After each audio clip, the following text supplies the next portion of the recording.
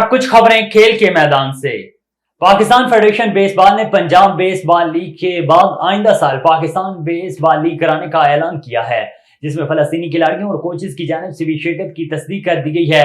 Media reports के मुताबिक Pakistan federation baseball के सेक्रेटरी सैयद फखर अली शाह का कहना है कि गुज़श्ता माह लाहौर में पंजाब बेसबॉल लीग का इनेकाद किया गया, जिसमें पंजाब की 3 टीमों ने शिरकत की और 6 गैर मुल्की कोचेस भी शामिल थे। पाकिस्तान और आयरलैंड के मैच के दौरान माहौल खराब करने के लिए अफगान शायकीन स्टेडियम पहुंच गए। पाकिस्तान और आयरलैंड के दरमियान होने वाली सीरीज के दूसरे मैच के इख्तिताम पर अफगान शायकीन बांध तोड़कर स्टेडियम में दाखिल हुए और पाकिस्तानी शायकीन से उलझ पड़े। मैच के बाद अफगान शायकीन की बदतमीजी की वजह से माहौल कशीदा हो गया। अफगान शायकीन ने ड्रेसिंग रूम से ग्राउंड जाते हुए शाहीन अफरीदी से भी बदतमीजी की, जिस पर कौमी फास्ट बॉलर की अफगान शहरी से तल्ख कलामी हो गई। शाहीन अफरीदी ने सिक्योरिटी हेड को मामले से आगाह किया, जिसका नोटिस लेते हुए मशकूक नौजवान को ग्राउंड से बाहर निकाल दिया गया।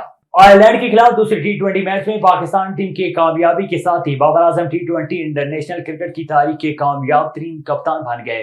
बाबर आजम बतौर कप्तान अब 77 मैचेस में 45 फतवात के साथ सरफहरिस्त हैं। युगांडा से ताल्लुक रखने वाले ब्रायन मसामा बतौर कप्तान 56 मैचेस में 44 कामयाबियां हासिल करके इस फहरिस्त में दूसरे नंबर पर हैं।